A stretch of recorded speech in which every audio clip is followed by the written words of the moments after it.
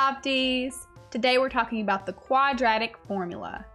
I put a calendar with an X on there because we're solving for X when we solve for quadratics.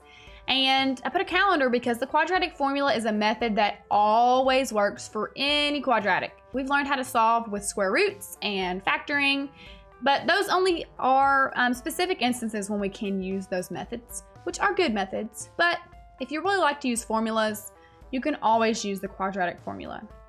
For complex roots, remember we've talked about complex numbers, which are numbers that have an I piece with them. To solve for complex roots, this is the only method that works, but it also works for factorable quadratics and for quadratics where the b value is 0, which means you could solve with square roots. Let's take a look at our formula, and we have a point to ponder. So if you complete the square, you can get the quadratic formula, and that's how it has been derived or how it was discovered if you complete the square of the standard form quadratic. So this formula always works, like I said, and if you want to hear more about that, you can look up how to complete the square, but for our purposes right now, we're not going to get tons into that, but that is where it comes from.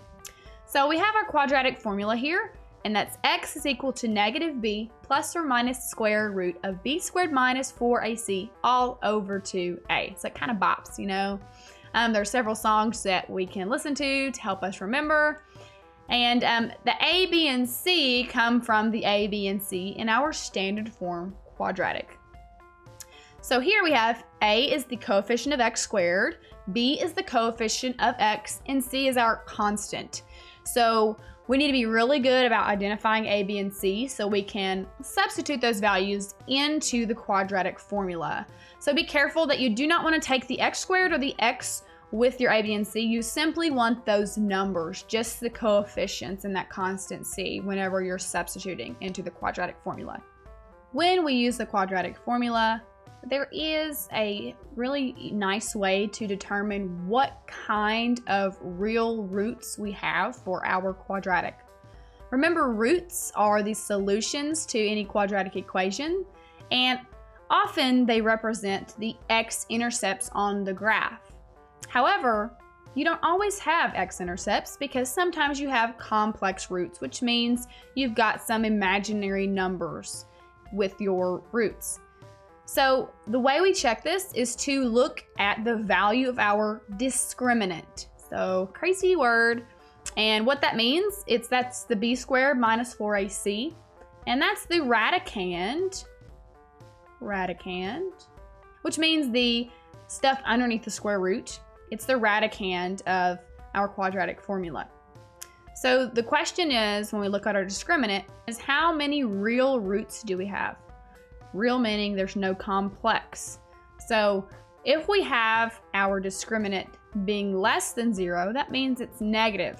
And if there's a negative underneath our square root, that gives us an I. So that's going to be complex roots. And that means we have no real roots. So that's going to be 2 complex roots. And here are some examples of what that could look like on a graph. It's whenever our quadratic does not cross the x-axis. So our parabola here is above the x-axis, then it's below, and then it's above again, a little bit to the left. So these are just 3 examples of the many examples that could represent complex roots. So if you see this and your parabola is not crossing the x-axis, that means you have complex roots, and you definitely need to use the quadratic formula to solve. Second, what if our discriminant equals 0? So that means the radicand, or the stuff underneath that square root, is 0. Well, the square root of 0 is always 0. So that means there is no square root anymore if this is true. So using your quadratic formula is pretty easy. You just have the negative b plus or minus 0 divided by 2a. So there's no square root, there's no plus or minus. That means there's only one real root because the plus or minus is on the square root. And if that's gone, then it's just one number that your quadratic equation equals. So we call this a multiplicity of 2, and we'll get more into that when we talk about polynomials. But that just means that since our highest exponent, or our degree, is 2, there have to be 2 roots, but it just so happens that there's only one number. It just kind of happens twice. So that looks like it's touching the x-axis. Our parabola here has its vertex on the x-axis exactly. It's not above or below the x-axis. It is directly on the x-axis, so we call this touching the x-axis, and that's when we have one real root. Thirdly, if our discriminant is greater than 0, that means that our square roots, we can do something with it. It's there, and there's no I with it because there's not a negative underneath the square root. It's just the square root of some number. So that means the square root stays, and we do have the plus or minus part still. And the plus or minus part is what gives us the two solutions, or the two roots. And these are going to be real. The only time they're not real is if you have the not crossing the x-axis situation with the discriminant being negative. So here are 3 examples of our parabola crossing the x-axis. And these are just 3 examples. It could look all sorts of ways, but there's going to be 2 zeros or 2 solutions or 2 roots. Let's do some practice. Number 1 says solve, and we have 2x squared minus 7x equals 5. Well, remember, when we solve quadratic equations, we want to make them equal 0. So let's start by doing that. We would subtract 5 from both sides, and then we have 2x squared minus 7x minus 5 equals 0. So always have it equal to 0 before you identify a, b, and c. So let's do the identification of a, b, and c. A is the coefficient of x squared, so it's 2. B is the coefficient of x, which is negative 7. Don't forget your negative. And c is our constant, which is going to be negative 5. Again, don't forget that negative. Make sure you take that sign with the number. Notice we're not putting the x squared or the x with a and b. It's just simply those numbers on the variable pieces. So we have x is equal to negative b plus or minus the square root of b squared minus 4ac all over 2a. Okay, so here is our quadratic formula. We want to substitute now. So x is equal to negative 7. It'd be a really good idea to put your a, b, and c in parentheses. Plus or minus the square root, especially since you have a negative for your b. You don't want to accidentally do negative and then 7 squared, like if you're putting in your calculator or something and give you a negative 49, because it's negative 7 squared, it's going to be positive 49. So be careful with situations like that. Minus 4 times a, which is 2, times c, which is negative 5, all over 2 times a, which is 2. Okay, so let's continue up here. X is equal to 7 plus or minus. Now we're going to define our discriminant, and that will go ahead and give us the idea of what sort of roots we're going to have. So 7 squared is 49. Then we're going to subtract 4 times 2 times negative 5. So it's going to be a positive 20 times a 2, so it's going to be positive 40. So our discriminant is positive, so that means we're going to have 2 real roots. And don't forget all over 2a, which is our 4. So yes, it's a lot of substitution, but it's just substitution and then a little bit of algebra. So hopefully it's not too bad. It's not like a puzzle like factoring, which is fun. It's a little bit more straightforward. So let's finish up. 7 plus or minus 49 plus 40 is 89, which is nice because that is actually a perfect square. So we don't have to do simplifying of our radical because that's going to be 7 plus or minus 9, right? Square root of 89 is 9. Divided by 4. Almost done.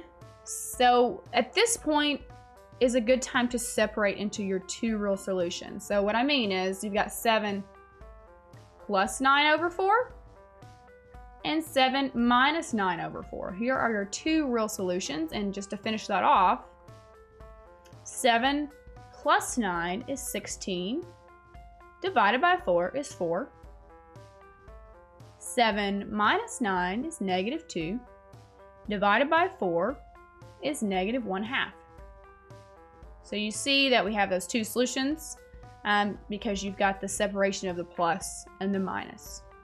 So we're done. Those are our roots. And again, we could tell that they were going to be 2 real roots, which means no i's in them, because our discriminant or our radicand was positive.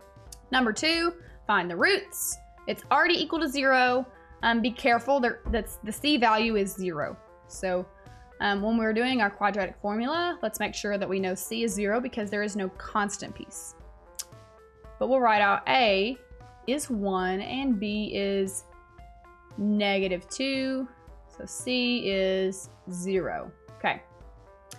So x is equal to -b plus or minus the square root of b squared minus 4ac all over 2a. Okay, and you'll get good at substituting quickly, but if it takes you a minute, that's completely fine. So we've got a +2 plus or minus the square root, and -4 times 1 times 0 is 0, so we just have our -2 squared, which is our 4. And yes, I know I made a big square root because I'm trying to allot for room there, but you don't have to go crazy like me and make a really long square root. And then 2 times 1 is 2. All right, see, it doesn't take too long. Usually, sometimes you gotta do some simplification of your square root. So 2 plus or minus the square root of 4 is 2 over 2. Okay, here is a great time to separate. So 2 plus 2 over 2 and 2 minus 2 over 2. So 4 over 2 is 2 and 0 over 2 is 0. So those are our solutions. Number 3, find the roots again. It's not set equal to 0 yet, so we'll do that. Let's just go ahead and do that. It's fine. Let's figure out our A, which is 5, our B, which is 2, and our C, which is 1. Okay. X is equal to -b plus or minus the square root, and I put that in parentheses. It's good to do that, so let's go ahead and do that. B squared minus 4ac all over 2a. X is equal to -2 plus or minus the square root. Okay, 4. Let's go ahead and write it a little piece at a time. If you want to do all in one whack, that's fine. I'm just trying to be careful. And you can use a calculator if you want. 4 minus 20. So we see that this is going to be, our discriminant is going to be less than 0, which means it's negative. And that's going to mean we're going to have complex roots, okay? 2 complex roots in our future. So we got dividing by 10. Continuing, x is -2. Plus or minus 4 minus 20 is going to be -16. So square root of -16 over 10. It's not too bad because 16 is a perfect square. So it's -2 plus or minus I square root of 16, which we know is square root of 16 is 4. So we can go ahead and put 4i divided by 10. Good time to separate. -2 plus 4i over 10 and -2 minus 4i over 10. Now, we're not really done because what we want to do is get everything to the simplest fraction. And we haven't had to do that up top yet because things have not been complex or we haven't had any radicals still. So our numerator has just simplified to an integer. But what I mean is 2 divided by 10 is 1/5, right? And then we can still take out a 2 in our 4 and our 10 to get to 2/5. So that's what we're gonna do here. We're not quite done. And I'm actually gonna write my answer with a plus or minus just in one chunk. And I'm not gonna make it a comma separated list, but you could do that way. So the reason we can keep it in one chunk is because for both of these fractions, our denominator is still going to be 5. So we take out a 2 in each, and we got -1 plus or minus 2i over 5. If the GCF of all of these numbers was not the same thing, in other words, like If I had to take out a 2 for the first piece of the fraction and take out a 5 for the next, that would change my denominator, and I wouldn't want to have the plus or minus still there. I'd want to have it comma separated. But you can have it comma separated, that's fine. But this is the simplest form. Let's do number 4. So this is not equal 0, so we'll add 5 to both sides to make it be that way. So now we have 1/3 x squared plus 2x plus 5 equals 0. And then let's identify our a, b, and c. A is 1/3, b is 2, and c is 5. Okay, so quadratic formula, x is equal to negative b plus or minus the square root of b squared minus 4ac. Yes, I know I didn't do parentheses on b. It's more important if it's negative. Let's do it just because. Just to be safe. I know it's more important to do it on the a and c unless you just do little dots to show multiplication. All over 2a. Do not forget the all over 2a. Okay. X is equal to negative 2 plus or minus 4 minus 4/3 times 5, so like 20/3. Okay, 4 minus 20/3. I know, fractions, right? And then over 2/3. Okay. Don't freak out. It's just a fraction. It's not a big deal.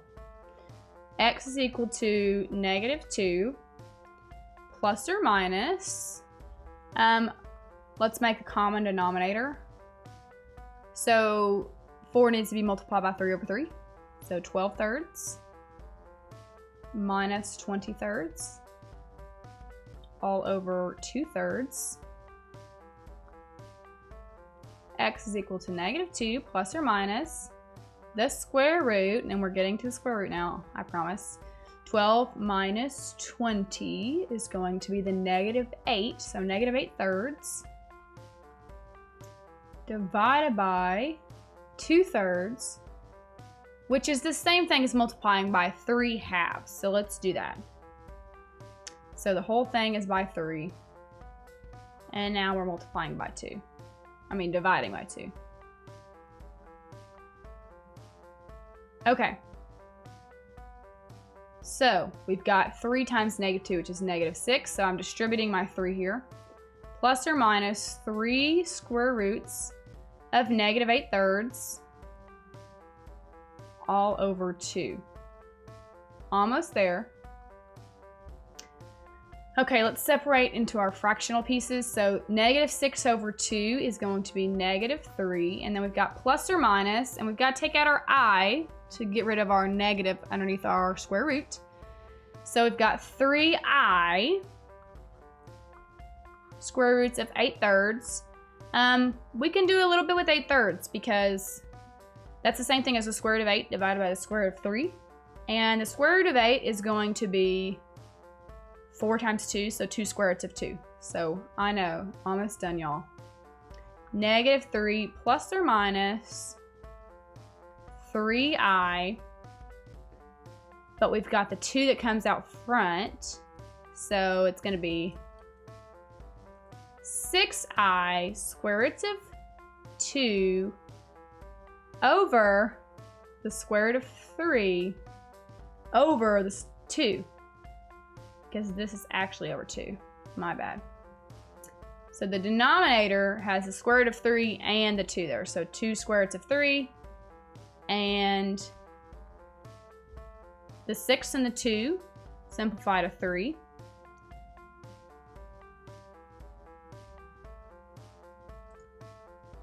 This is really 3i square roots of 2/3. I know that's kind of gross. Hopefully you don't have tons and tons of problems there, like 4 and like a bunch of crazy fractions, but it's fine. So Opties, that's it for quadratic formula. I know it was long, but hey, it works every single time. See you next time.